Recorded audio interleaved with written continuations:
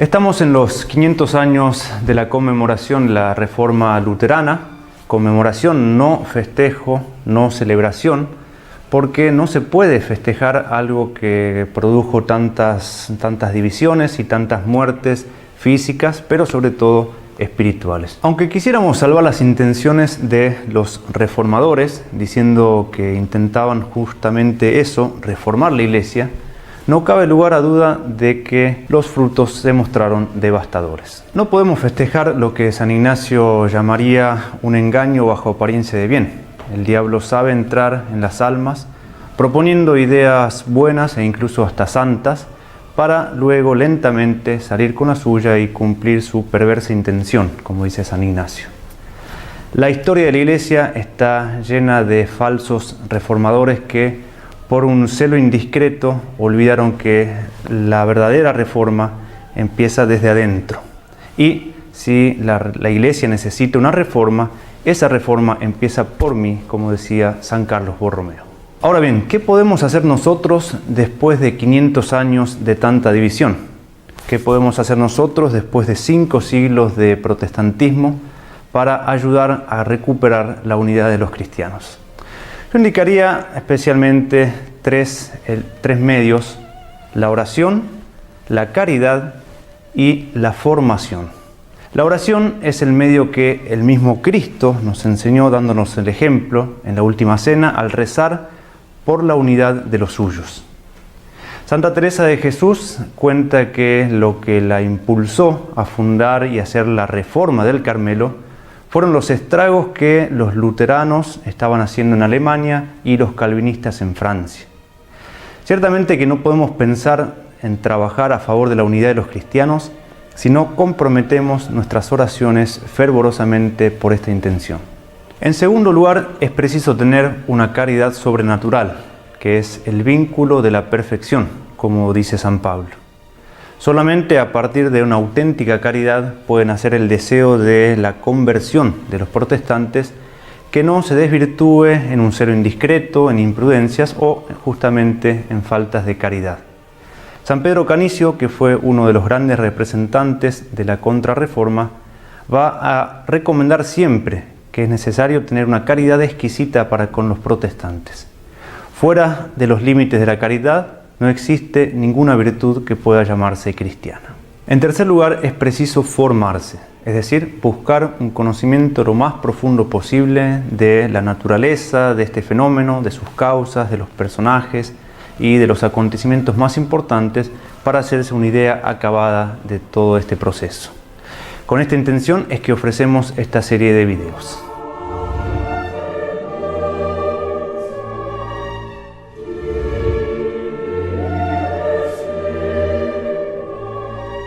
El proceso de la Reforma protestante puede enmarcarse dentro de un proceso más complejo que significó la muerte de la cristiandad.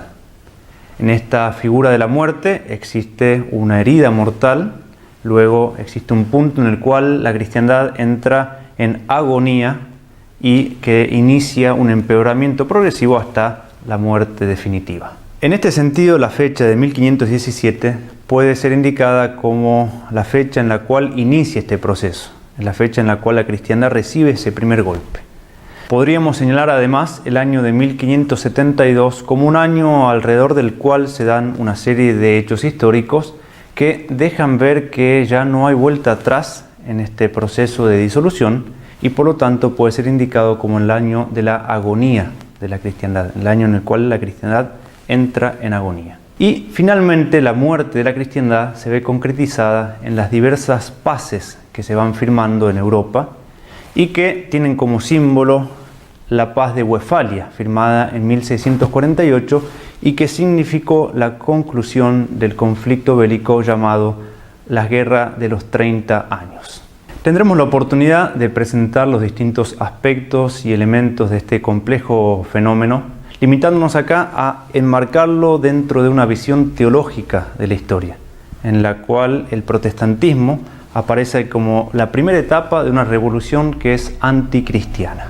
Esta visión teológica de la historia corresponde a la propuesta del padre Julio Membiel, para el cual existen en el hombre 4 formalidades que pueden ser proyectadas en la sociedad, Así, a la formalidad de cosa corresponde en la sociedad la función de la economía de ejecución que cumple el obrero en cualquier oficio particular. A la formalidad animal corresponde la función de economía de dirección que cumple la burguesía, el comercio. A la formalidad de hombre corresponde la función política que cumplen los gobernantes. Y finalmente, a la formalidad sobrenatural corresponde la función religiosa que cumple la Iglesia. En una sociedad sana, estas 4 dimensiones conviven armónicamente y correctamente subordinadas. Es lo que se dio justamente en lo que se llama la cristiandad. En contra de este orden social existen 3 posibles revoluciones.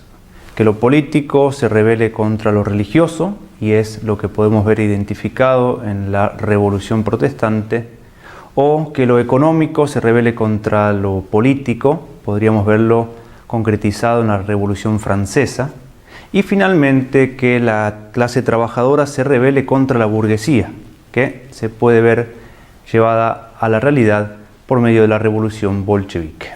La esencia entonces del proceso que estamos presentando es la revolución de lo político contra lo religioso. Es una visión teológica de la historia que se corrobora si consideramos algunos hechos históricos. Pensemos, por ejemplo, en Felipe el Hermoso, que es el monarca que se alza en contra del papado, significando así el inicio de la Edad Moderna. Pensemos en Lutero, que necesitó el apoyo de los príncipes temporales para poder sostener su herejía. Y pensemos también en el cardenal Richelieu, un cardenal católico que combate la herejía en Francia porque se opone a los intereses de la corona, que era católica, y apoya la herejía en Alemania para evitar que surja una nación potente vecina. De todos modos, no hay que entender mal esta observación. Si decimos que este proceso se vio politizado en muchos puntos, no quiere decir eso que se trate meramente de un problema político, como si la discusión teológica tuviera poco o nada que ver. Justamente es necesario tener bien en claro esta teología de la historia. La Revolución Protestante se presenta como el primer escalón de una revolución que debemos llamar claramente anticristiana. Es eso lo que define su naturaleza íntima y es eso lo que nos da el marco para poder entender todas las consideraciones que haremos. En esta conmemoración de los 500 años de la Reforma Luterana, no olvidemos los 3 puntos que propusimos al inicio: oración, caridad y formación. Dios nos conceda la gracia de poder comprender el momento presente que nos toca vivir, sacando experiencia del pasado, y nos conceda la gracia de trabajar activamente para que su corazón vuelva a reinar en la sociedad.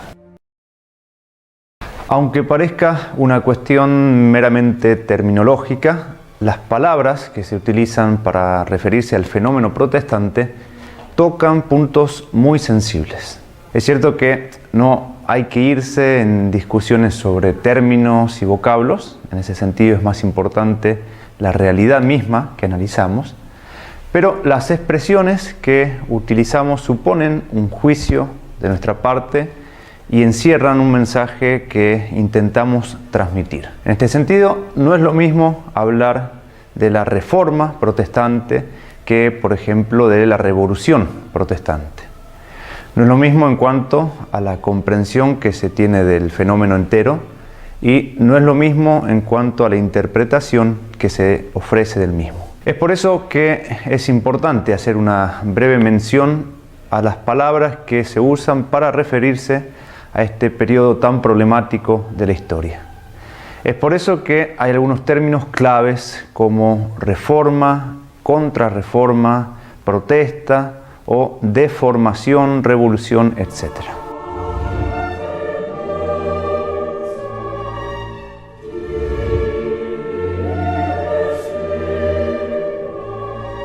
Existe un uso convencional, que es el más difundido y el que todos usan para hacerse entender, y es el de llamar reforma al movimiento iniciado por quienes se opusieron a la Iglesia Católica, que en su variedad se suele englobar bajo el concepto de protestantismo, es decir, aquellos que protestaron. A la reacción católica que habría seguido a esta reforma se la denomina normalmente contrarreforma.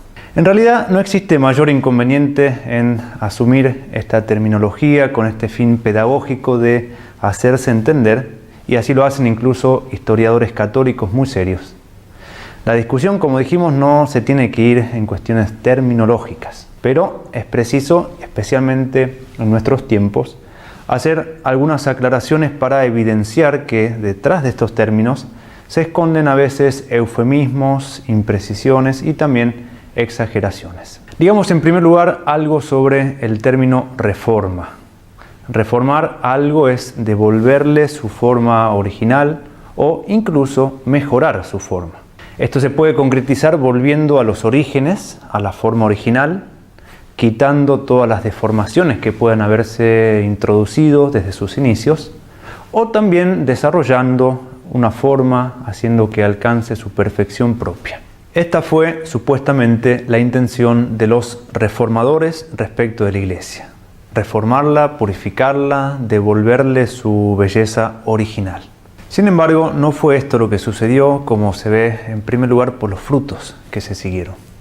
Con el pasar del tiempo se fue evidenciando que las propuestas de los protestantes llevaban a una separación entre Dios y el mundo, a una cosmovisión intramundana, inmanentista, a una sociedad laicista y sin Dios. Primero se decía, Cristo sí, la Iglesia no, luego fue Cristo no, Dios sí, y finalmente se dijo, ni siquiera Dios. Pero no hace falta ir tan lejos. Ya en los tiempos de la Reforma Luterana, la corrupción espiritual que se siguió fue de una proporción mucho mayor a la que existía en ese catolicismo que se pretendía reformar. Lo dice el mismísimo Lutero respecto del movimiento que él inició. Cuanto más avanza, peor se torna el mundo, decía él. El pueblo es ahora más avaro, más cruel, más desvergonzado y peor que bajo el papismo. Y en otro lugar se pregunta, ¿quién habría predicado si hubiéramos previsto que de ello resultarían tantos males, sediciones, escándalos, blasfemias, ingratitudes y perversidades? Pero, decía Lutero, ya que estamos en ello, tengamos buen ánimo contra la mala fortuna. A confesión de parte, relevo de pruebas. No se dio entonces la reforma que se buscaba.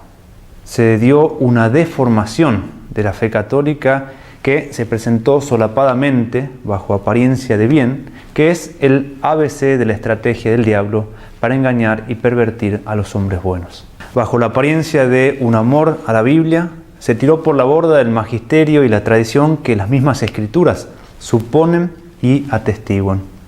Bajo la apariencia de una relación más personal con Cristo, se despreció todos los intermediarios que el mismo Cristo instituyó para hacernos partícipes de su vida íntima. Papado, sacerdocio, sacramentos, los santos, la Virgen María, etc. La Reforma tergiversó todo lo que tocó. Y en este sentido puede decirse que se trató más bien de una deformación. Pero nos quedamos incluso cortos al hablar de deformación, porque la Reforma fue mucho más allá. La Reforma protestante fue una revolución. No es realista decir que su intención era luchar contra algunos abusos en relación a las indulgencias o a otros pecados de la Iglesia. Los abusos y los escándalos han existido siempre en la Iglesia y existen incluso en nuestros días. Lo que los reformadores intentaron, quizás inconscientemente al inicio, fue la supresión de la fe católica y la suplantación del dogma católico por un nuevo dogma proclamado por los nuevos pontífices. Pensemos en Calvino, que luego de arrastrar a muchos tras de sí, se convirtió en un juez supremo de cuestiones de fe, llegando incluso a conseguir que condenaran a la hoguera a Miguel Servet por sus herejías. O pensemos en Lutero, que decía, quiero que mi enseñanza no sea juzgada, ni siquiera por todos los ángeles. Puesto que estoy seguro de ella, quiero ser mediante ella vuestro juez y también el de los ángeles, como dice San Pablo. Y sigue Lutero, ser juez para que aquel que no acepte mi enseñanza no sea bienaventurado. En este sentido, la palabra reforma es un eufemismo, es decir, un modo de hacer sonar mejor, más suave, lo que en realidad fue mucho más radical y violento, es decir, una revolución. La verdadera reforma es la que devuelve la forma original a una cosa, la que permite el desarrollo de una forma que, permaneciendo siempre la misma, puede incluso innovar, pero siempre para bien, para mayor perfección y en la misma línea. Esto es lo que sucedió en lo que injusta o ambiguamente se denomina contrarreforma. Término equívoco en cuanto que hace suponer que fue un movimiento posterior a la Revolución Protestante, lo cual es falso en cierto modo porque en la Iglesia Católica ya se habían hecho algunos intentos previos, aunque parciales e ineficaces. Además, es falso decir que la parte católica se limitó a reaccionar, es decir, a oponerse, a ir en contra de la Reforma. De hecho, si bien existió un intento claro de distinguirse de los protestantes, afirmándose fuertemente en aquellos puntos que la herejía había desvirtuado o confundido, la Reforma Católica cumplió en mucho mayor medida su renovación en un modo positivo, volviendo de un modo decidido al espíritu evangélico, quitando tajantemente los abusos y los escándalos de su época, y sobre todo fructificando en un ejército incontable de santos que las antiguas órdenes reformadas o las nuevas órdenes llenas de fervor ofrecieron a la Iglesia en forma de teólogos, misioneros, contemplativos, mártires, etc. La Reforma Católica dio un nuevo aire a la Iglesia y cumplió real y enormemente el anhelo que cundía en la sociedad que vio nacer el protestantismo. Todo esto debe hacernos entender varias cosas. En primer lugar, que el demonio es un gran estratega y sabe presentar las cosas de modo que parezcan buenas y hasta santas, y sabe llevarlas lentamente a extremos opuestos, pecaminosos y demoníacos. En segundo lugar, que la reforma es algo que la Iglesia va a necesitar siempre. En tercer lugar, que la reforma de cualquier cosa empieza desde adentro y que nosotros con nuestra santidad, por el misterio de la comunión de los santos, podemos embellecer a la esposa de Cristo, la Iglesia. Finalmente, que la reforma y la pureza de fe y costumbres en la Iglesia es un don totalmente inmerecido y por el cual hay que pedir. El Señor nos conceda esta gracia. Explicar las causas de la Reforma protestante no es algo sencillo. De hecho, hay que explicar cómo fue que en algunas secciones de Europa se perdió aquello que era esencial, aquello que era necesario para su espíritu, es decir, la fe católica. Ciertamente que la protesta levantada por un monje alemán no puede ser la causa de toda esta debacle. El inicio quizás sí, pero la causa no. Belloc va a decir que las verdaderas causas de la Reforma están escondidas porque ellas son espirituales. Sin embargo, es posible señalar algunos sucesos y situaciones generales que ayudan a entender, en cuanto es posible, uno de los cambios más drásticos que se dieron en la historia de la humanidad. Dijimos que la esencia de la revolución en la cual se ve involucrada la Reforma protestante fue este levantarse del poder temporal político contra el poder espiritual de la Iglesia, dando así el primer golpe mortal a lo que se llamó la cristiandad. Existen causas dispositivas o previas y existen causas efectivas o simultáneas, es decir, las causas que pusieron en marcha en concreto este movimiento y que permitieron su desarrollo. Ahora nos interesa hablar solamente de esas causas previas que fueron preparando el terreno para que el movimiento reformador prendiera con tanta fuerza.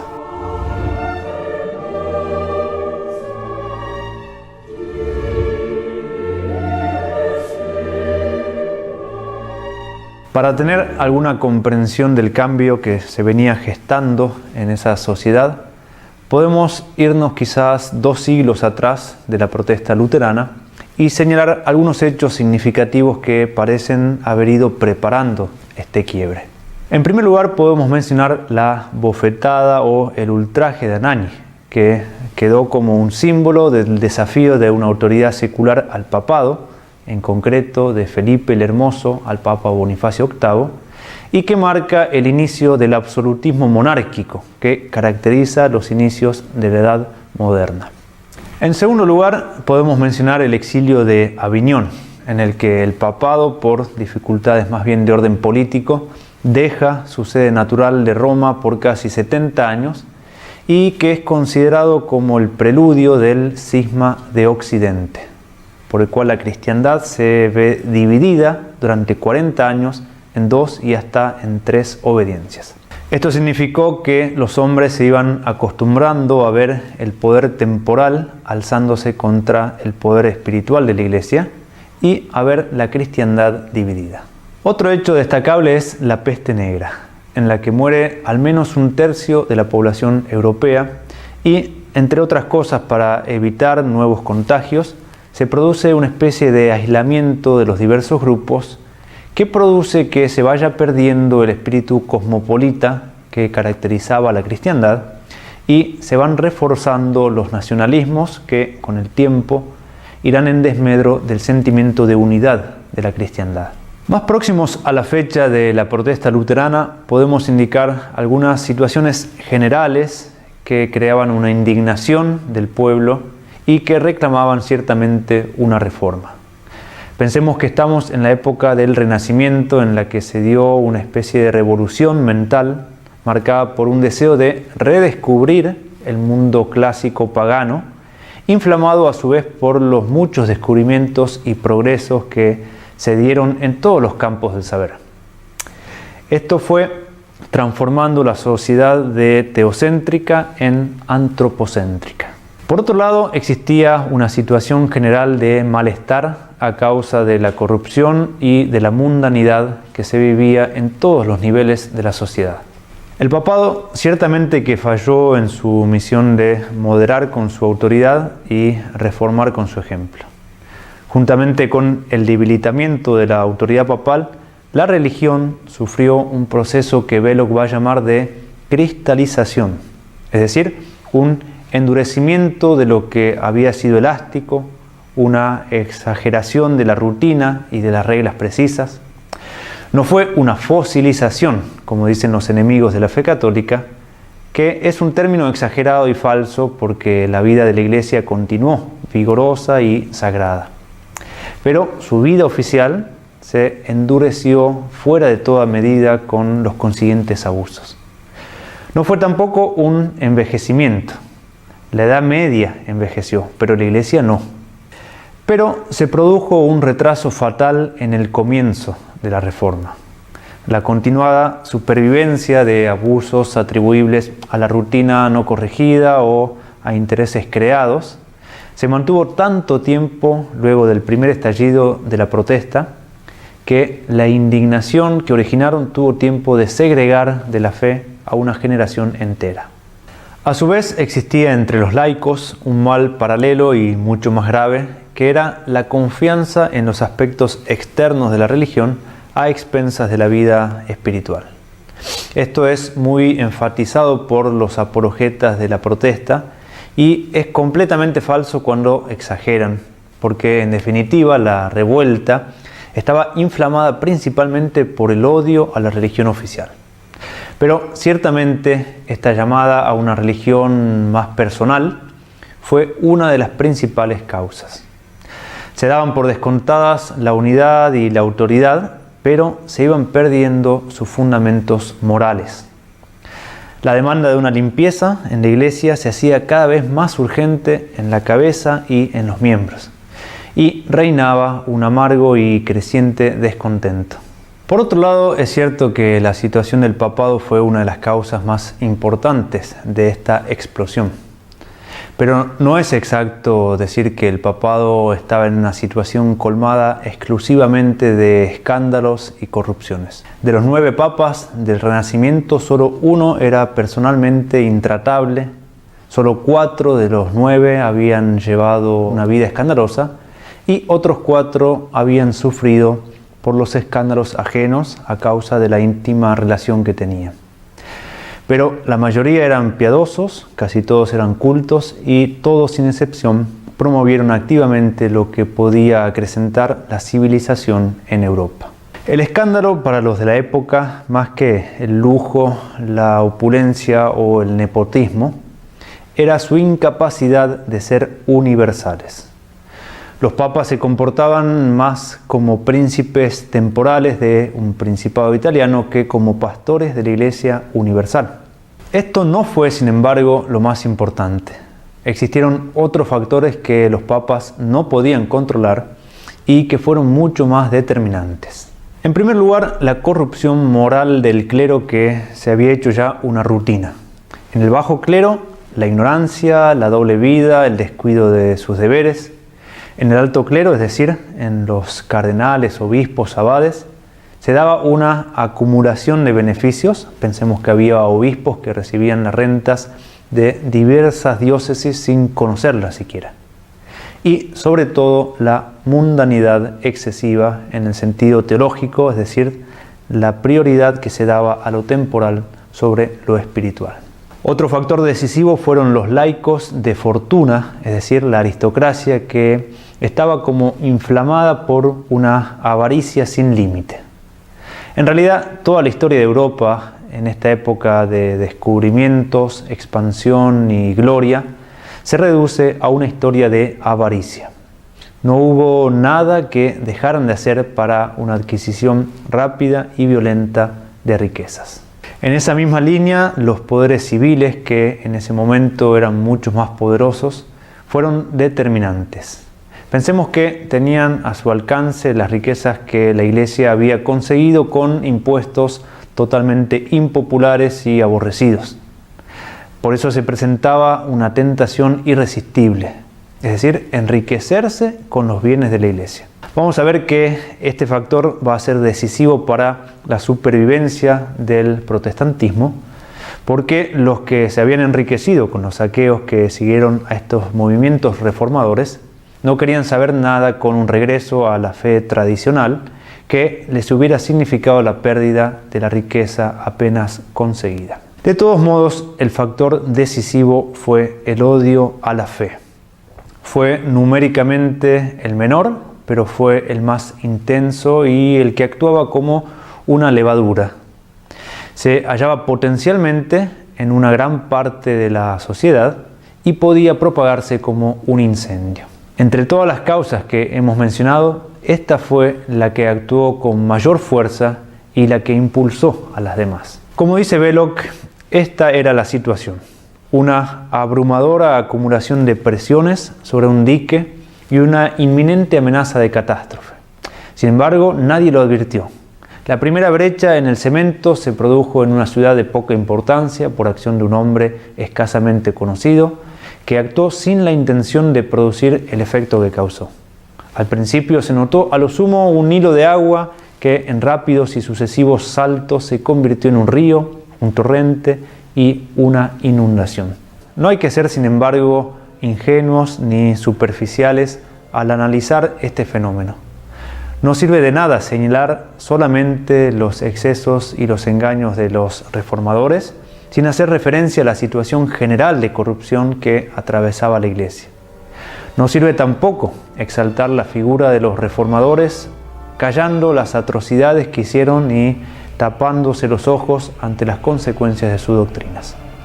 Tampoco se trata de repartir las culpas entre protestantes y católicos y decir que al fin y al cabo cada uno tenía su opinión, que los dos tenían razón y que la división fue una bendición. Hay que tener una teología clara. La Iglesia es santa, pero ha tenido, tiene y tendrá hombres pecadores entre sus miembros. La reforma de la Iglesia se lleva a cabo, por tanto, en la medida en que sus miembros procuran y alcanzan la santidad, pero siempre dentro de la Iglesia fundada por Jesucristo. Por eso la Iglesia debe ser siempre reformada, no destruida, no cambiada, no reemplazada, sino renovada y reafirmada en sus fundamentos más profundos para cumplir su misión de ser arca de salvación para la humanidad hasta el fin de los tiempos. Existen muchos personajes que, con mayor o menor razón, son presentados como los representantes del movimiento protestante. Müntzer, Lutero, Melanchthon, Zwinglio, Farel, Calvino, Enrique VIII, Juan Knox, etcétera, etcétera. Al mismo tiempo, el principio de división que la Reforma introdujo causó una diversidad inclasificable al interno del protestantismo. De todos modos, podemos quedarnos con tres de las corrientes más importantes y con los que son considerados sus fundadores, es decir, Lutero, Calvino y Enrique VIII.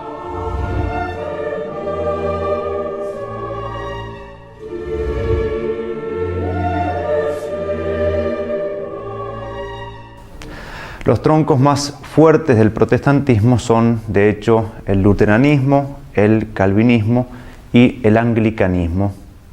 El luteranismo es una teoría que se restringió mayormente a Alemania.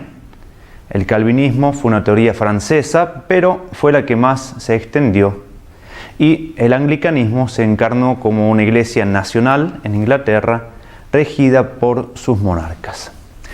Presentemos entonces estos tres personajes que se convirtieron en el símbolo del proceso de la Reforma protestante. En primer lugar, digamos algo sobre Lutero. En este año del quinto centenario de la Reforma luterana, se renovó el interés por un conocimiento científico de la vida y de la obra de Lutero. En este contexto, se han ido reestudiando ciertos mitos y se han puesto en duda ciertos lugares comunes sobre la vida y el pensamiento del gran reformador. Ante la versión, por ejemplo, de su ingreso al convento, motivado por un voto que habría hecho por miedo a morir en una tormenta, algunos afirman que en realidad Lutero se hace religioso para recibir el asilo eclesiástico, que lo habría protegido ante la ley que lo buscaba por un homicidio perpetrado en duelo.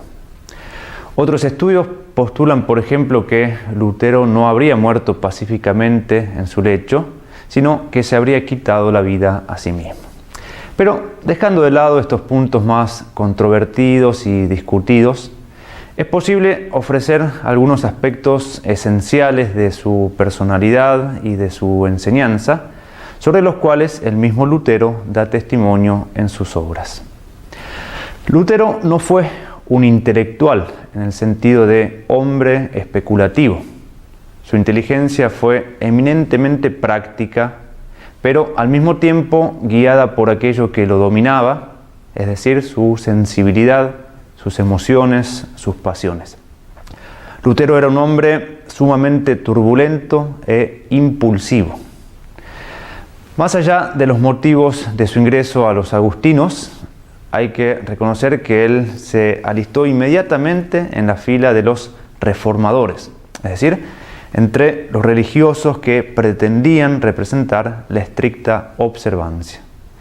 Pero, como dicen algunos autores, siguiendo los propios testimonios de Lutero, hubo dos cosas de la vida espiritual de este monje que lo llevaron a la ruina. En primer lugar, la búsqueda de lo que se llama consolación sensible, o sea, un apego a ese placer experimental de la piedad y a las seguridades sentidas que Dios envía a veces, sobre todo a los inicios, pero que luego retira para favorecer el progreso espiritual. En segundo lugar, la pretensión de alcanzar la virtud y la perfección por sus propias fuerzas, lo cual es imposible. Esto lo va a llevar con el tiempo a desesperar, negándose a reconocer ese límite de la naturaleza herida por el pecado original y abusando de la doctrina de la gratuidad de la salvación en Cristo, cayendo en un pesimismo absoluto respecto a la naturaleza humana, identificando pecado original con la concupiscencia y concluyendo finalmente que la concupiscencia es invencible. Es a partir de este drama espiritual personal que Lutero desarrolla su doctrina. Como dice Maritain, renunciando a vencerse, pero no a la santidad, transforma su caso en verdad teológica y su propio estado en ley universal. En otro lugar, va a decir también Maritain, podría decirse que el inmenso desastre que la Reforma protestante causó a la humanidad no es más que el efecto de una prueba interior mal solucionada en un religioso sin humildad.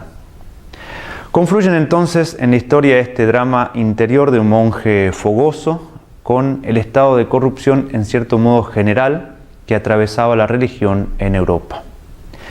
Lutero inicia a exponer su pensamiento en su desenfrenada actividad de predicador, capellán y profesor, y el 31 de octubre de 1517 presenta 95 tesis en contra de las indulgencias, cuya praxis estaba ciertamente desvirtuada en algunos aspectos, pero no la doctrina sobre ellas, que va a ser ratificada por Trento.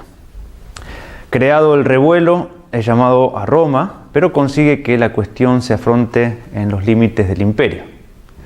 Lutero es claramente vencido y refutado en una disputa pública por el gran teólogo Juan Eck, pero reacciona nuevamente publicando los conocidos folletos dogmáticos, que son como el ABC del luteranismo, y al no retractarse es excomulgado en 1521.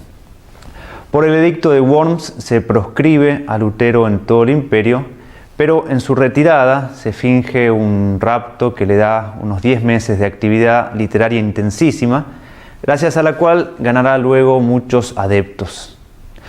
Se suceden una serie de insurrecciones en las que son saqueados numerosas iglesias y conventos, y en la que los príncipes que las reprimen quedan enriquecidos. Lutero apoyará las insurrecciones de los caballeros y del pueblo primero y las represiones de los príncipes después, bajo cuya protección se va a afirmar. Era preciso, como dice Maritain, que el germen de la revolución anticristiana se introdujera en el mundo por medio de un hombre consagrado a la perfección, señalado por toda la eternidad con el carácter sacerdotal y que pervertiría el Evangelio. Existió, sin embargo, otro reformador que, a diferencia de Lutero, poseía un genio especulativo realmente admirable. Habiendo tomado contacto ya con las doctrinas de Lutero, el sacerdote francés Juan Calvino desarrolla de modo completo y compacto una nueva doctrina contenida fundamentalmente en su obra Instituciones, que va a ser la que dará forma y vida propia al protestantismo y la que se difundirá. Huyendo de París por las sospechas que pesaban sobre su doctrina, se va a establecer sobre todo en Ginebra, que es la nueva Roma protestante. Y allí va a crear una academia que formará a todos los grandes difusores del protestantismo en Alemania, en Francia, en Suiza, en Escocia, en Inglaterra, etc. La doctrina de Calvino se fundamenta en la predestinación y la reprobación absolutas. No admitía más que dos sacramentos, la cena, pero la presencia de Cristo en la Eucaristía la consideraba más bien virtual y no real. Y el bautismo, que no produce efecto alguno en aquellos que no están predestinados. Esta predestinación se manifiesta sobre todo en el éxito temporal del hombre, que se sigue de la sobriedad, de la laboriosidad constante y el trabajo disciplinado y consciente. Esta relación entre predestinación y bienestar material es lo que marcó la cultura protestante, que desde entonces pasó a ser potencia económica de Europa y del mundo, y que con el tiempo será el fundamento de la ética del moderno capitalismo liberal, como dice el mismo Max Weber. Calvino se sitúa en una posición contraria al individualismo luterano y sostiene que nunca puede existir una conducta verdaderamente moral basándose en la simple interioridad de la libertad del cristiano. Si el hombre está corrompido por el pecado, con mayor razón habrá que someterlo a una severísima disciplina. De este modo, la comunidad se convierte en tutora de la ley y su vigilancia va a incluir todos los sectores de la vida del hombre. De esta enseñanza es que va a surgir, por ejemplo, el puritanismo inglés. Belloc se pregunta por qué el libro de Calvino produjo en sus primeros años un efecto tan grande y por qué para mediados del siglo había convertido a Francia en un campo de batalla, comenzando a arrastrar a Escocia y, una generación más tarde, a sacudir también a Inglaterra. La respuesta, dice Belloc, debe ser una vez más, como lo es en toda la cuestión del éxito de la Reforma, la siguiente: porque la doctrina de Calvino era un ataque contra el sacerdocio. Después de 20 años de la revuelta luterana, de marcado anticlericalismo, aparece Calvino, una mente francesa, fuerte y disciplinada, que presenta un sistema completo que explica con plena y acabada filosofía cómo librarse del sacerdote y que erige contra el credo y la disciplina aborrecidos otro credo y otra disciplina. En esto, concluye Belloc, se fundó la fortuna pública de su obra. Por último, señalamos la imagen de Enrique VIII, que es considerado la cabeza y el fundador del anglicanismo. Él no era sacerdote, tampoco era estrictamente un teólogo. Era un monarca que era ante todo católico y que incluso había defendido al catolicismo escribiendo un libro sobre los sacramentos en contra de Lutero, por lo que el mismo Papa León X le otorga el título de defensor de la fe. Es erróneo presentar el inicio del anglicanismo como un mero drama pasional de Enrique VIII, como si todo se redujera al deseo del monarca de casarse con su amante Ana Bolena. Lo realmente determinante fue una cuestión política relacionada al problema de la descendencia. En realidad no era tan extraño en la época que los reyes tramitaran la nulidad matrimonial a raíz de este tipo de cuestiones, y de los 5 hijos que Enrique VIII había tenido con Catalina de Aragón, solo sobreviviría María, y un sobrino que era el posible heredero masculino había muerto recientemente. De todos modos, el pedido concreto de Enrique VIII no tenía ningún fundamento y el Papa se vio obligado a negar la declaración de nulidad. En 1534, Enrique VIII proclama a su amante como reina de Inglaterra y dicta el acta de supremacía, por la que él mismo se proclama jefe supremo de la Iglesia en Inglaterra. Se inicia así un proceso lento y paciente de supresión de la fe católica en Inglaterra, que no va a tener como protagonistas ni a Enrique VIII ni a Isabel Tudor, sino a Guillermo Cecil, siniestro personaje que maneja astutamente los hilos de esta historia, conduciendo a su antojo la nueva plutocracia que surgía en Inglaterra como fruto de los saqueos de los monasterios. El anglicanismo, si bien es la corriente protestante que menos se separa del catolicismo, eliminó la sujeción al sumo pontífice, estableciendo al gobierno político de turno como jefe de la Iglesia, abandonando lentamente la enseñanza que había heredado del catolicismo y dejándose contagiar finalmente por el calvinismo. La importancia de este acto de rebelión de Enrique VIII se debió principalmente al papel determinante que jugó para el éxito de la Reforma en Europa, porque fue el primer alzamiento oficial de un gobierno contra la unidad de Europa y contra la fe católica. Para concluir, recordemos que el conocimiento de algunos elementos fundamentales de los movimientos y personajes más representativos debe ayudarnos a formar un juicio maduro y certero. No hay que engañarse sobre lo que fueron los reformadores, que vienen presentados a menudo infantilmente como ángeles que se movieron puramente por un amor al Evangelio, olvidando cómo se dio el proceso de su transformación, de su defección de la fe católica, tapando los abusos que cometieron e incluso silenciando algunos puntos de su doctrina que los harían caer en descrédito ante cualquier cristiano de sentido común. La historia de Europa es extremadamente compleja en cualquiera de sus épocas o regiones en la que se la estudie. Sin embargo, podemos intentar ofrecer un panorama general de la suerte que corrió el protestantismo en las diversas secciones que componían la Europa de aquel entonces. No en todas partes existió el problema. En algunas partes se le dio un rechazo frontal a la Reforma, en otras fue acogida totalmente y en otras produjo violentos y prolongados conflictos, especialmente bélicos.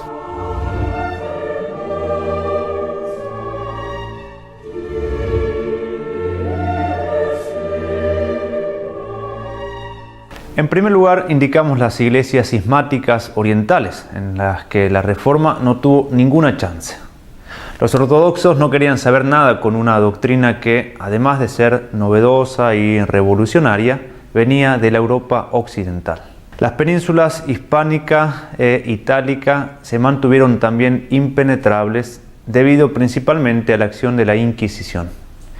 En España hubo dos focos protestantes de cierta importancia en Sevilla y Valladolid, y en Italia existieron también algunos personajes inquietantes como Bernardino Occhino, Giordano Bruno, Fausto Socini, etc. Pero la tormenta protestante pasó en estas penínsulas casi desapercibida en comparación al resto de Europa. En Alemania la historia fue más compleja. Más que a Alemania hay que referirse al Sacro Imperio Romano Germánico, que fue un imperio conformado por una multitud de principados y reinos grandes y pequeños y muchas ciudades independientes. La autoridad del emperador era más nominal que real, y por eso, aunque el emperador ya era considerado como por vocación el defensor del catolicismo, fue en sus dominios donde la reforma protestante vio la luz. Luego de la protesta de Lutero, de las primeras disputas teológicas y del edicto de Worms en contra de Lutero, se dan una serie de conflictos que llevan al emperador a aceptar en la Dieta de Spira de 1526 el principio cuius regio eius religio, por el cual se establece que la religión oficial se definirá según la religión de la autoridad de cada principado. Esta decisión se va a retirar en el año 1529, intentando retomar el edicto de Worms, pero los conflictos continuaron y Carlos V se vio obligado a firmar en momentos sucesivos la paz de Nuremberg en 1532 y la paz de Augsburgo en 1555, con la cual el luteranismo obtiene un reconocimiento oficial en el imperio. De todos modos, los problemas no se acabarán y el calvinismo, que no había sido reconocido en Augsburgo, empezará a infiltrarse en diversas secciones del imperio. El nuevo emperador, Fernando II, realiza un nuevo intento de recuperar la unidad, pero la alianza que se dio entre Francia y Suecia hizo imposible este objetivo y todo terminó en un empate por agotamiento, con la famosa paz de Westfalia en el año 1648. Francia, por su parte, se convirtió en una palestra en donde se dio un combate universal. Circulaban por sus tierras tropas alemanas, italianas, inglesas, suecas, españolas, etc. La facción protestante estaba representada principalmente por los hugonotes, que es el nombre con el que se identificó al calvinismo francés, y fue fuertemente combatida por la así llamada Liga Católica y evidentemente por la corona francesa, que se mantenía católica. La historia de Francia en esta época, como la de toda Europa, fue una historia de saqueos y matanzas a gran escala, entre las que destacó aquella de la noche de San Bartolomé, que fue una matanza realizada por católicos a los calvinistas en el año 1572. Convocada la nobleza católica y la nobleza calvinista en París por las bodas en las que los hugonotes entrarían en la dinastía francesa, se dio una secuencia de hechos que van a terminar en una impulsiva orden del rey de dar muerte a los cabecillas hugonotes. A esta orden, dada al ejército y destinada a eliminar exclusivamente a los jefes, se suma espontáneamente el pueblo, que inicia una matanza que se va a extender incluso a otras ciudades y que alcanzó la cifra de 2.000, incluso más, pero nunca 8.000 o 20.000 como quieren los autores de la leyenda negra. Más allá de lo brutal e inmoral de esta matanza, fue de una importancia capital para la historia de Francia. Dice Bello que la enorme posibilidad de éxito a la que los calvinistas habían llegado explica la historia posterior de Francia, incluso hasta la Revolución Francesa. Pero lo categórico de la reacción católica determinó que por el momento los calvinistas no iban a triunfar y que Francia, por tanto, permanecería católica. Incluso cuando sube al trono el candidato calvinista, Enrique IV, va a tener que abjurar de la herejía para poder recibir una corona que era popular, a diferencia de la corona inglesa que era aristocrática. ¿Qué quiere decir esto de una monarquía popular o una monarquía aristocrática? Quiere decir que la corona en Francia se sustentaba con el apoyo del pueblo y el pueblo era católico. En Inglaterra, en cambio, en donde también la población era católica, la monarquía era en cambio aristocrática, es decir, dependía del apoyo de los nobles para mantenerse en pie. Y estos nobles se habían enriquecido desmesuradamente gracias a los saqueos de los bienes de la Iglesia. Y por eso, incluso si Enrique VIII o Isabel Tudor hubieran querido volver a la fe católica y a la unidad, esto no hubiera sido posible porque la nobleza no hubiera aceptado jamás semejante retorno. En Inglaterra se dio, en efecto, un saqueo de los monasterios menores primero y luego de los mayores, que inauguró una plutocracia aristocrática y se dio un proceso totalmente artificial en el que se fue desgarrando la fe tradicional de una sociedad que era de cultura y de sentimiento católica, a precio de una matanza, de una crueldad sin precedentes, por ejemplo, en tiempos de la República Puritana de Cromwell. En los Países Bajos, que incluía la actual Holanda, Bélgica y parte del norte de Francia, y que en ese entonces estaba bajo el dominio español, se dio un proceso de disolución iniciado principalmente por una política impopular y desacertada del monarca español Felipe II y por la intromisión de anabaptistas, luteranos y sobre todo calvinistas, que terminó reproduciendo en miniatura lo que se dio en Europa a grande escala, es decir, la contención de los españoles, que eran los campeones de la fe, la triunfante secesión de la minoría norteña y la división del país entre dos gobiernos, uno protestante y otro católico. Estos son algunos de los hechos más destacados de este fenómeno que presenta aspectos tan diversos y tan parciales dependiendo de la región de Europa que consideremos. Estas son algunas de las causas efectivas y simultáneas de la Reforma, es decir, hechos que explican de algún modo cómo fue dándose y cómo se afirmó este drama que significó la muerte de la cristiandad. Sabemos que las causas verdaderas, es decir, las más profundas, son de orden espiritual y teológico y que por eso se nos escapan. Pero dentro de este orden, en una visión teológica de la historia, sabemos que se trata esencialmente de una revolución de lo natural contra lo sobrenatural, o de la aristocracia contra el sacerdocio, o de la política contra la teología. Esta revolución no se identifica con el protestantismo, sino que este forma parte de un fenómeno social y cultural más amplio que caracterizó el Renacimiento y que se vio expresado en el humanismo, en el racionalismo, en el naturalismo y también en el absolutismo monárquico. Hemos debido simplificar quizás excesivamente la presentación de un proceso histórico sumamente complejo. Que este resumen nos sirva, sin embargo, para tener en claro algunas líneas generales que nos permiten ampliar la comprensión del fenómeno de la Reforma Protestante vista en su conjunto y nos ayude así a madurar nuestro juicio al respecto. La así llamada Contrarreforma Católica no fue algo meramente posterior a la Reforma Protestante. Ya se venían preparando desde antes nuevos aires para la Iglesia. Ni tampoco se limitó a reaccionar, a oponerse a los protestantes, sino que su labor reformadora fue eminentemente positiva. Además, en comparación a la Reforma Protestante, hay dos puntos por los cuales se distingue: por la actitud fundamental de los reformadores católicos y por los frutos que se siguieron. De hecho, la Reforma Católica fue auténtica en cuanto que se hizo desde adentro, desde el seno de la Iglesia, que es el único ámbito en el cual se puede anhelar un refundarse en sus raíces evangélicas de la Iglesia de Cristo.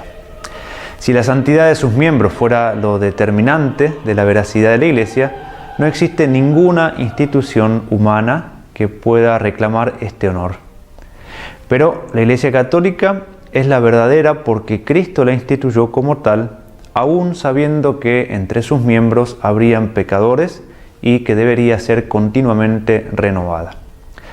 Por otra parte, la Reforma Católica se mostró auténtica por los frutos que dio. Resulta abrumador contemplar el cuadro que presentó la Iglesia de la Contrarreforma, en la cual se dio una renovación radical que resultará fuente de santificación a lo largo de todos estos siglos, incluso hasta nuestros tiempos. El retraso de la Reforma Católica fue fatal y significó ciertamente el fin de la cristiandad, ya que millones de almas abrazaron la herejía. Pero cuando vino, produjo un fruto impresionante.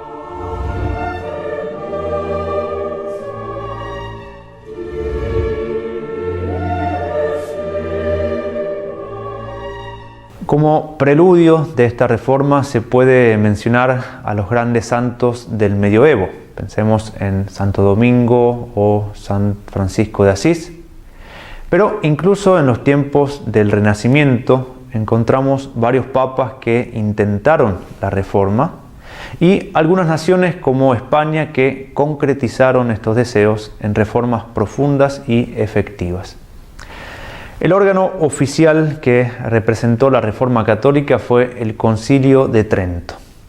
Varios papas habían intentado ya convocar un concilio para poner fin a los desórdenes existentes, pero casi siempre fueron los príncipes temporales los que, por intereses políticos, lo impidieron.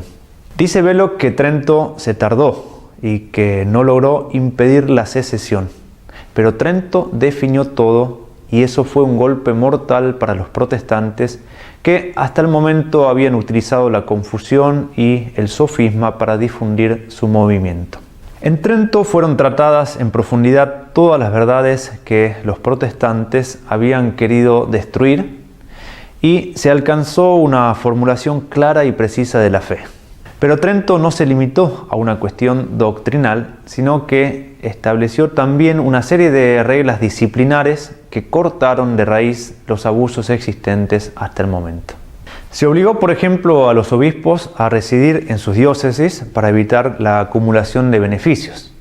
Se instituyeron los seminarios para asegurar la formación integral del clero. Se reformaron las órdenes religiosas y en todo se buscó la pureza de la fe y de la doctrina. Dice Belloc, debido a que Trento definió, ordenó e impuso tantas cosas, los enemigos de la Iglesia continúan denostándolo. Lo acusan de transformar al catolicismo en una cosa nueva, estrecha y mecánica, con sus reglas precisas y su fortalecimiento de la autoridad central. Pero la motivación de esta crítica es evidente. Se sienten irritados porque por su acción fue salvada la Iglesia. La importancia de Trento entonces es el sentido universal, oficial y sistemático que se da en todo orden al movimiento de la restauración católica. Pero Trento no fue lo único. La vida de la Iglesia se revigorizó en todos y cada uno de sus niveles con una radicalidad y frescura que no se veía hace mucho tiempo en Europa. Pensemos en los santos que surgieron en estos tiempos. San Pío V, San Cayetano, San Juan de Ávila, Santo Tomás Moro, San Carlos Borromeo, San Ignacio de Loyola, San Francisco Javier, San Pedro Canicio, también Santa Teresa de Ávila y San Juan de la Cruz, San Felipe Neri, San Francisco de Sales, para indicar algunos de los nombres más importantes. Es una época repleta de místicos, grandes teólogos, mártires y misioneros. Pensemos también en las congregaciones que estos santos fundaron o reformaron. Jesuitas, carmelitas descalzos, oratorianos, camilianos, escolapios, las salesas, los capuchinos, los lazaristas y muchos otros más. Pensemos en las misiones. Esta época fue la de mayor extensión de la fe católica. En el momento en que Europa entra en contacto con el resto del mundo a causa de los nuevos descubrimientos, Se difunde la fe católica en un modo único en cuanto a la cantidad de almas que recibieron la fe católica y en cuanto a la cualidad, por el modo en que el Evangelio impregnó las culturas. El caso de la evangelización de América es en este sentido paradigmático. La Contrarreforma significó también la recuperación para la fe católica de diversas secciones en las que el protestantismo ya se había asentado. En esto destacaron los jesuitas, entre los cuales se contaron numerosos mártires, especialmente en Inglaterra. Evidentemente, este enorme movimiento tuvo su expresión concreta en el arte y en la liturgia, en la que se vio reafirmado todo lo que los protestantes habían querido oscurecer y en la que se vio nuevamente hasta qué punto la belleza puede ponerse al servicio del hombre y de Dios. La Contrarreforma católica se demoró y la unidad de Europa se tornó imposible de conservar. Pero esta fue una reforma auténtica que fructificó abundantemente, manifestando así la bondad del árbol. Para indicar las consecuencias o los efectos que siguieron al movimiento reformador, podemos distinguir entre consecuencias positivas y negativas.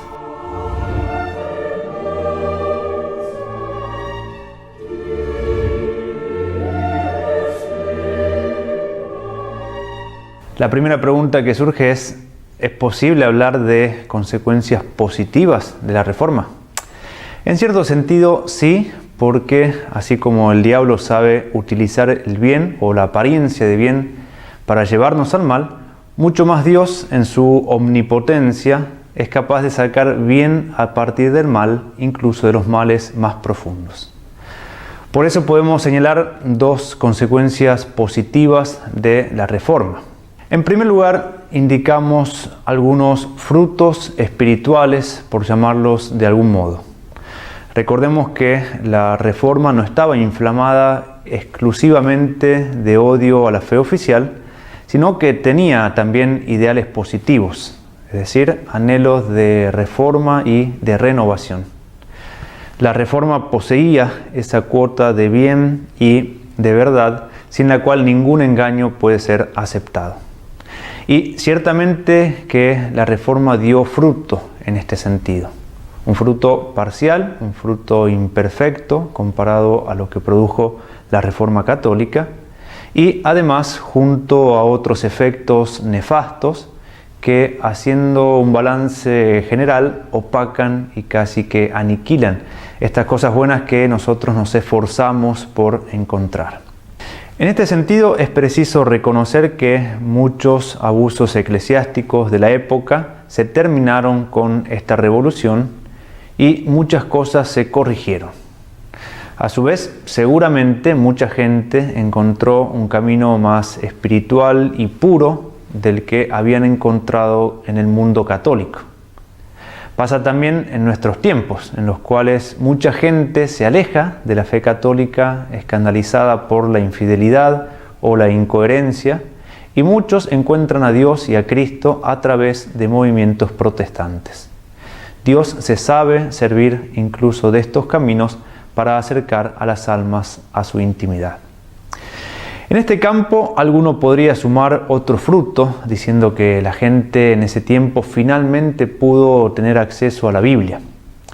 Este lugar común, aceptado hoy incluso ingenuamente por católicos, hace olvidar que el hecho de que no existieran muchas traducciones en lenguas vernáculas y que no todos tuvieran un acceso fácil al texto bíblico, no se identifica con desconocimiento de la Biblia. La gente de la época conocía mucho más de la doctrina y de las historias bíblicas que nosotros. Ellos no tenían una aplicación con el texto bíblico en su idioma en el celular, pero conocían a través del arte, de la predicación y de la cultura lo que Dios nos reveló en las Sagradas Escrituras de un modo mucho más fino y vivencial que el común de la gente hoy en día.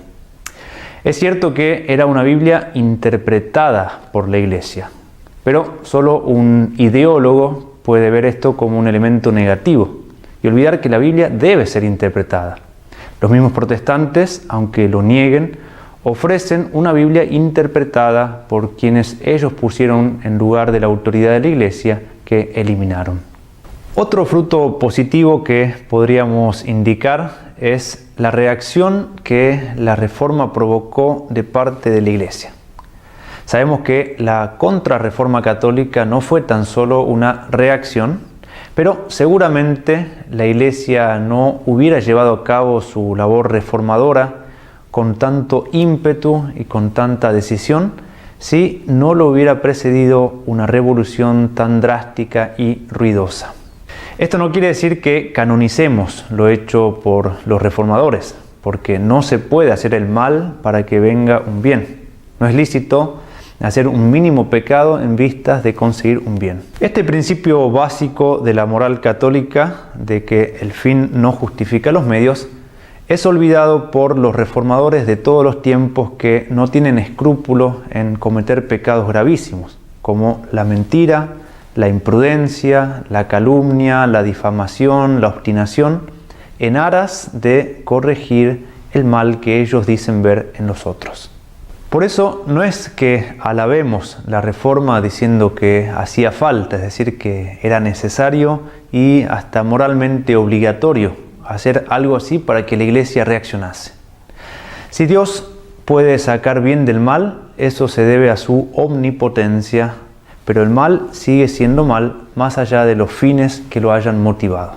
Y por eso es preciso decir con toda claridad que, en definitiva, los efectos de la Reforma fueron sobre todo negativos y han iniciado una serie de males cuya proporción difícilmente somos capaces de entender.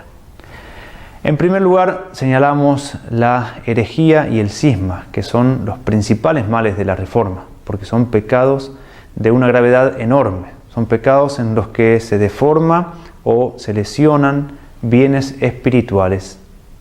Son pecados que atacan a la unidad que Cristo quiso para su Iglesia. De aquí se siguen una infinitud de errores que solapadamente se encuentran detrás de todos los principios protestantes, como la libre interpretación de la Biblia o los principios de sola escritura, sola fide o sola gratia. Como dice un autor, donde Lutero pone una O, la teología católica pone una I. Escritura y tradición, libertad y gracia, razón y fe. Las consecuencias en la vida moral de los hombres fueron también devastadoras. Recordemos simplemente lo que Lutero se preguntaba. ¿Quién habría predicado si hubiéramos previsto que de ello resultarían tantos males, sediciones, escándalos, blasfemias, ingratitudes y perversidades? La Reforma significó además la ruptura de la unidad de la cristiandad y por tanto su muerte. Muerte cuyos efectos se irán manifestando en la sociedad hasta nuestros días, en los que reina la cristofobia. En este sentido, la Reforma, aunque no de modo exclusivo, formó parte de un proceso que fue preparando otros grandes males. La reafirmación del absolutismo monárquico, el individualismo y el subjetivismo, el secularismo o el principio de inmanencia y finalmente el antropocentrismo. Para concluir, recordemos el principio de San Ignacio para discernir si algo es de Dios o del diablo. Debemos mucho advertir, dice el santo, el discurso de los pensamientos. Y si el principio, medio y el fin es todo bueno, inclinado a todo bien, señales del buen ángel. Pero si en el discurso de los pensamientos que trae acaba en algo que es malo, distractivo o menos bueno de lo que el alma se había propuesto antes, o si la debilita, la inquieta, la conturba, quitándole la paz, tranquilidad y quietud que tenía, señal es del mal espíritu, enemigo de nuestro provecho y salud eterna. El protestantismo en su conjunto fue presentado y se presenta aún hoy en día bajo apariencia de bien. Es por eso que es necesario analizar el principio, medio y fin de este proceso para poder determinar en qué momento fue que el diablo se introdujo y cómo fue que lentamente fue llevando a gran parte de la humanidad a su perversa intención. Por todo lo que pudimos ver en esta serie de videos, algunos elementos se introdujeron al inicio, otros en el proceso mismo y otros elementos se hicieron evidentes recién en sus nefastas consecuencias. Nuestro Señor nos conceda la gracia de tener este discernimiento fundamental para que nuestros esfuerzos en pro de la unidad de los cristianos tengan sólidos fundamentos y preparen así frutos auténticos y duraderos. Si tenés alguna duda o querés dejarnos tu opinión, hacelo en los comentarios. Y si te interesa ver esta serie de videos, suscríbete a nuestro canal.